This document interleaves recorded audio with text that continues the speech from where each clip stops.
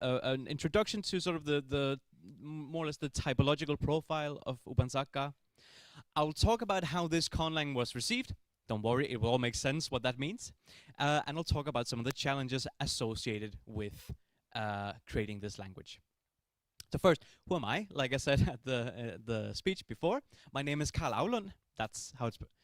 That is a little off the diacritics there, but my name is Carl Avlund. In online spaces, I'm usually known as Kaulo. Maybe some of you have heard that.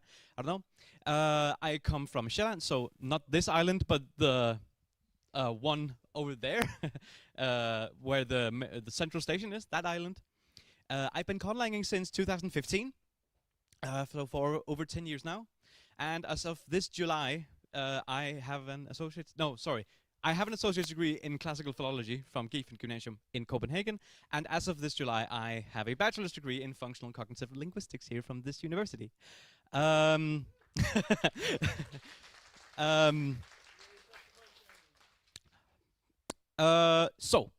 that's enough about me. To the Eternal Ruins. What are the Eternal Ruins? The Eternal Ruins is a fantasy world-building project by Sam Carr. This is expanded upon, it is elaborated upon through YouTube videos. There's a lot of stuff in a big Discord server with like, I think it's like some 2,000 members or something, I don't know.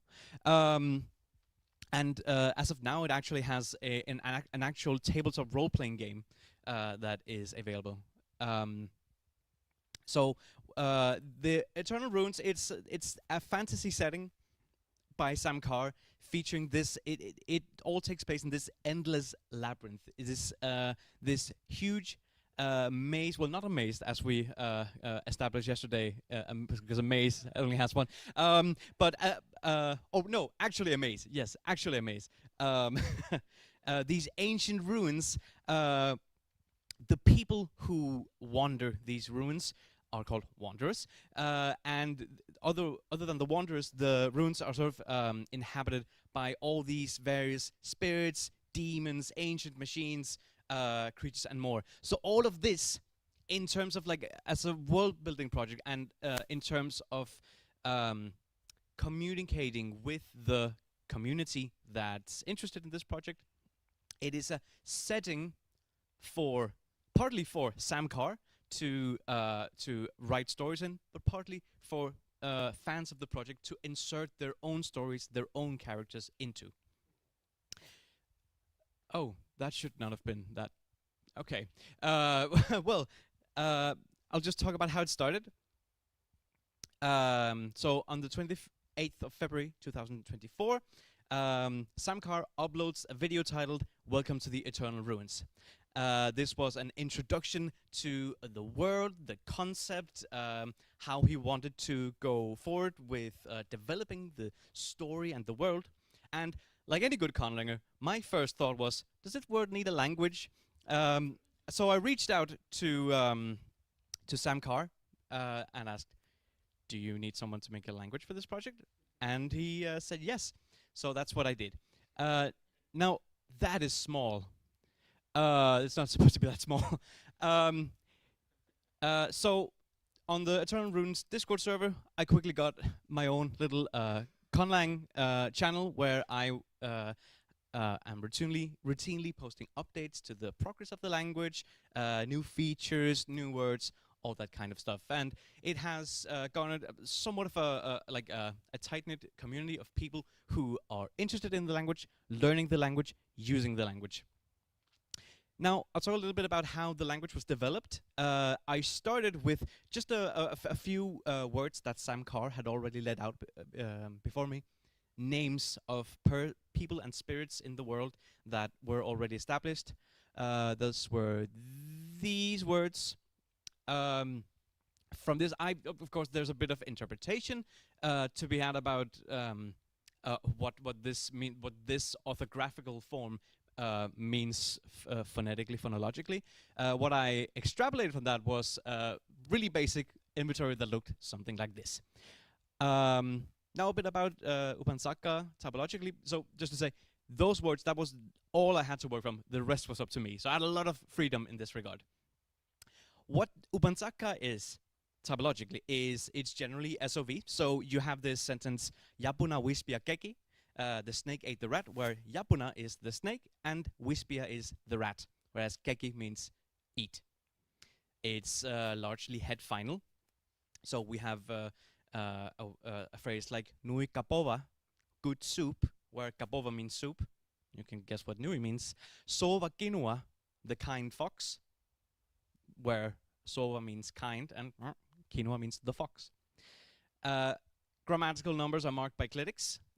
This is pervasive in the language. So the word for snake is yapun, and it takes a clitic ena, meaning plural. You'll find that the word in the front there, yapuna, the first one, is actually just yapun with the singular clitic a on it. The same for wispia. Rat is just wispy. A is the singular clitic. It has a dual number as well, as you can see on nuidi, which means two good ones. It is largely head marking, so in possessive constructions like ukkina wispiri, which means the child's two rats, I guess, the suffix i is added to rat to mark that it is possessed by a possessor, which can be marked in various ways. And finally, Upan Sakkaa features a lot of compound verbs. I call them compound verbs right now because I used to call them serial verb constructions. That turns out to be not quite the right term because of some inflectional morphology stuff.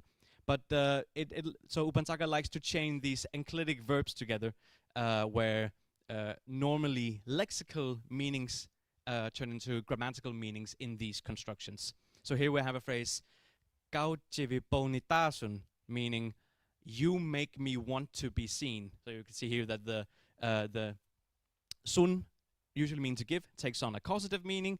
Ni, which means to get, takes on a passive meaning. And so there's like backwards scope. The modification, the semantic modification has backwards scope like that. Anyway, just briefly to show you some more sample sentences to give you an idea of what Upan Sakkaa feels like. We have, I'll just skip over these because they're not that important. They just show off the grammar. That's not, yeah, because I have like 10 minutes left. So, Upan Sakkaa was created for a community of people who would be using it in their own story writing, in their own character building for this world.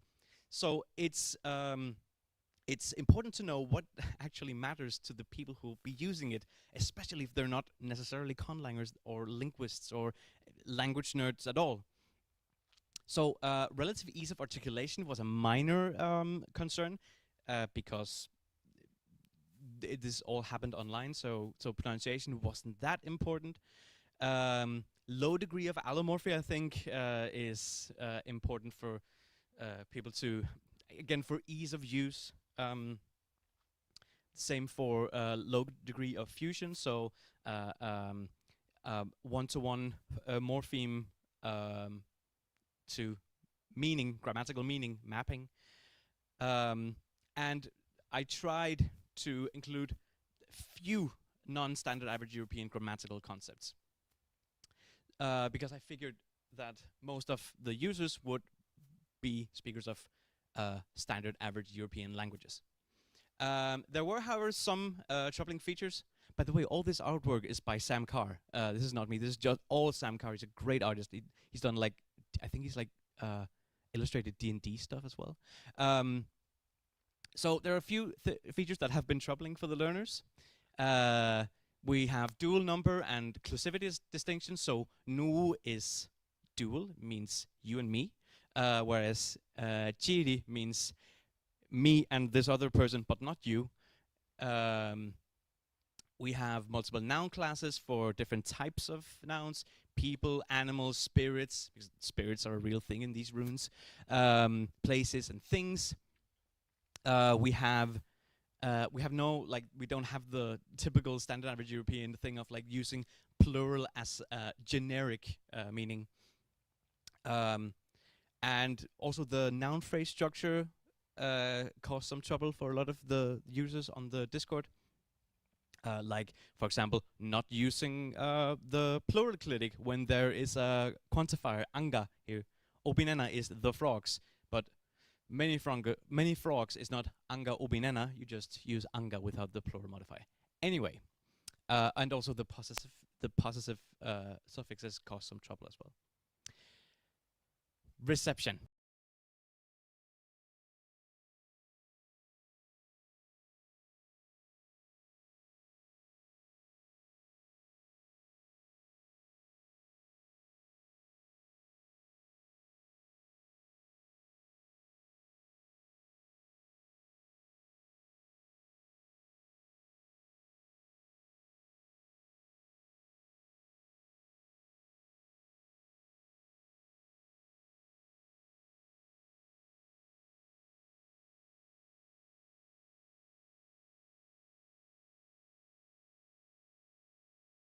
At some point, the language sort of builds enough critical mass that people can start making real sentences. And I developed a script as well at some point, deliberately made to allow for a lot of stylistic freedom. So people starting producing materials using my Conlang. People would post artwork with using the script to make to like give their characters names. This one means filth. This one I don't know. I think it's I have an idea of like the morphological makeup of it, but it's not really a standard word. There was one person who like got a little laser cutout thing. This one I'm not sure.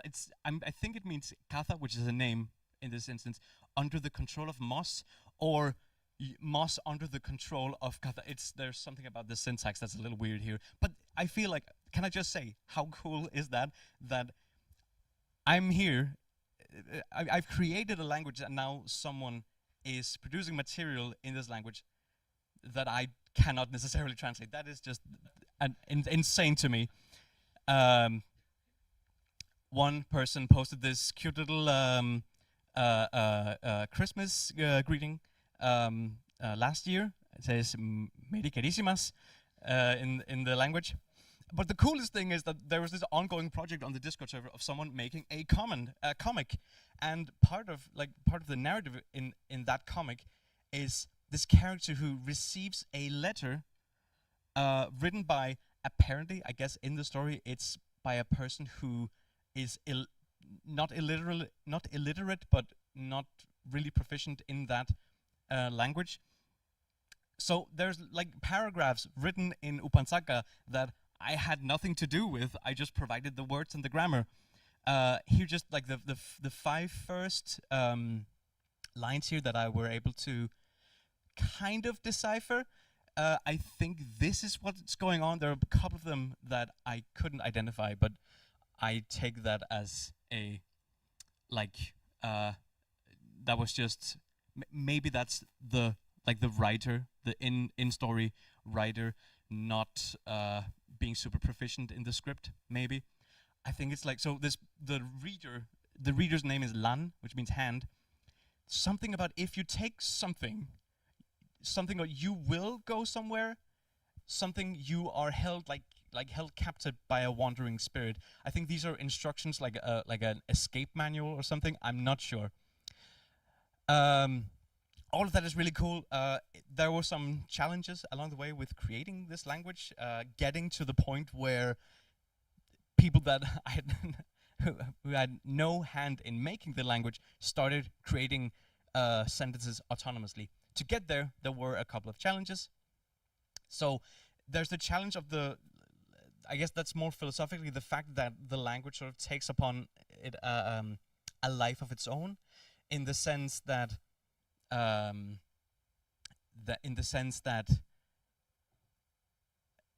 do I put this? People, well, it makes a lot more sense with the next slide, because there's a lot of non-standard usage, is what I'm trying to say. There's a lot of people who will use new syntactic configurations, use morphology in ways that I hadn't intended, and trying to keep up with that trying to keep up with my own accidents, like retconning, because I may have communicated something that wasn't exactly right. So I had to retcon things that I have told, because when you're the creator and you're interacting with the community, like your word is kind of law, so you really have to be careful what you say. There's the question and the challenge of documentation. How do I do this in a way that is accessible to all these people? For that, there's a pretty easy answer. That's Google Docs, I will say. That's the easiest way of doing it, just giving everyone reader access to that. Oh, sorry, and just the only problem with that is they can see what you're doing while you're editing. That's kind of frustrating sometimes.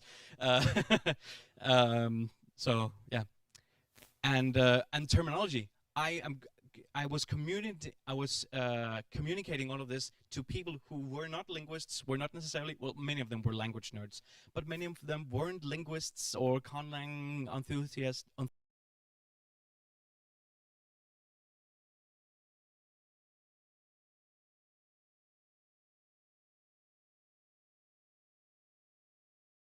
In the relative clause, and oh, look how it suddenly turns into OSV structure. They don't really care. That I just have to live with. They want to get into the meat of the language. People, the users, that really value autonomy and ease of use. So, like, giving them tools like a script, and giving them like phrase books and stuff like that. That is something that they value a lot, and yeah. And also, yes, and that the fact that non-conlangers, I find, bring a lot of valuable insights and perspectives into this whole thing, because they will pose you with challenges that language people don't necessarily think of all the time. Like, how do you say spider eater? Oh, well, how do I construct that? So yeah, lots of things to be learned from non-conlangers as a conlanger, I find. Thank you very much.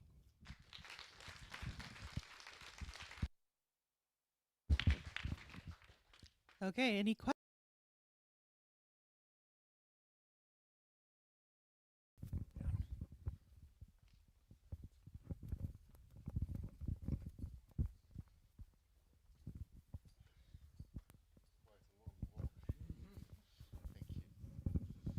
Yeah, well, I have some experience with this sort of thing myself, and this also makes me wonder, because you are dealing with people. Those people are very different. So probably you are dealing with non-conlangers, but you are also dealing with people who really have their own ideas about how the language should be. Well, one of the things that I would be curious finding out, how do you deal with that sort of thing? And how far do you allow the language to evolve naturally? Let's say users do things, they make mistakes, but at some point you might say, well, is this really a mistake, or is it just how it should be? That is a really good question, because I find that the whole, like, allowing non-standard usage is, and I could go into more of this in terms of the world building and stuff, but it really is in the spirit of the world that Sam Carr built, to allow for all of this non-standard usage. But I think it really, the way I handle this really comes down to, like, really in terms of like low practicality. It happens when I log into Discord, if I have some free time on my hands and I have time to look through what people wrote and go like, no, don't use a click there, and please don't conjugate like that, things like that. But the second that people are producing their own materials, like the comics and that, I throw my hands up and I say, this is not standard Upan Sakkaa, but it is Upan Sakkaa.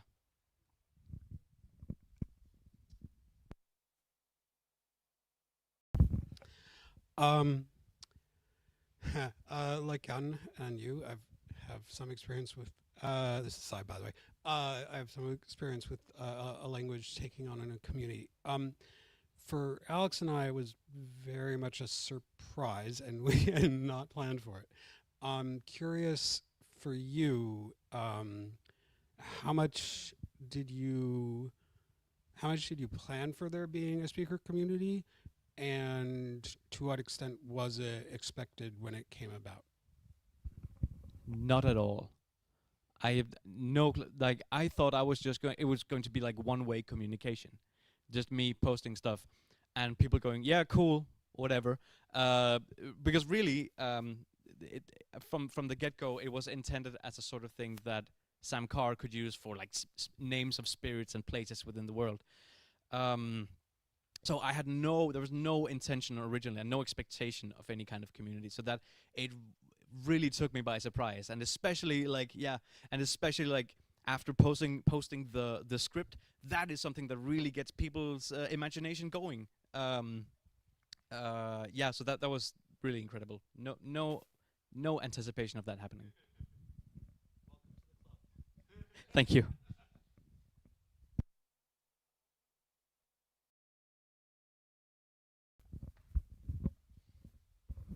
Thank you for the talk. Unlike the previous two, I do not have experience in this sort of thing, so I have a very novice question. I recall you had a feature, some grammatical thing related to spirits, for example. So there were some features that only make sense in the game world. True. I'm wondering if people have started using Upan Sakkaa outside of the game, and if they have used these features, repurposed these features somehow. So to my knowledge, the only usage of Upan Sakkaa, the usage only extends to like people like posting short sentences and asking, "Is this correct?" and then using it as like in-world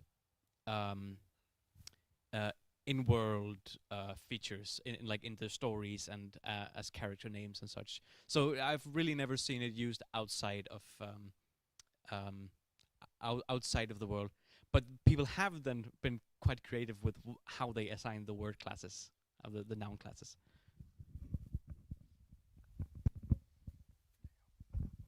Hello, thank you for talk.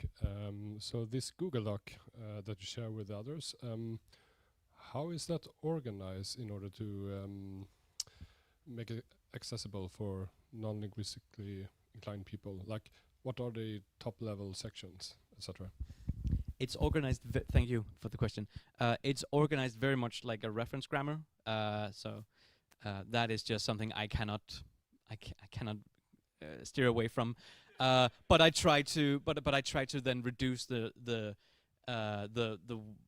my linguistic terminology, and crucially, I do not use glosses. I do not, because we think as language people, we think that works well, and we can read them. People who have never seen a gloss before cannot read them, so that it makes no sense. So there's a lot of like simplification. I make it look a lot more like a school textbook in certain areas.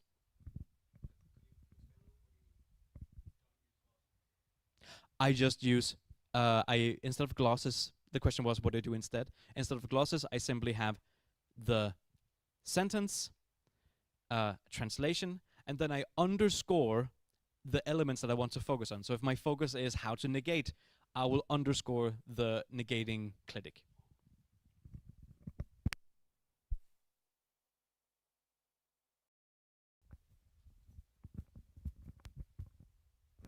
Hi. Yeah, thank you so much for your talk, Carl. I'm curious, like, how does the relative clause syntax OSV thing work?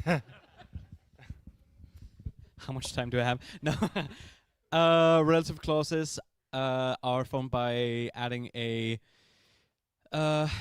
participial suffix to the final verb of the clause if there's a verb chain. You add a participial suffix there. It then functions as a modifier in a noun phrase. Within the relative clause, the role of the noun that's being modified is marked with a with like a little dummy pronoun that gets inserted into the relative clause where the modified noun would have been. Yeah. Hi. This project looks interesting. Do you need moles, conlangers, to go in there and use relative clauses correctly in front of people?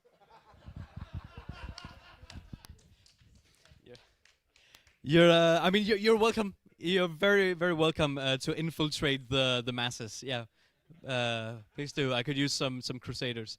Yeah, Conlang sleeper agent. Thank you so much, Carl. That was amazing.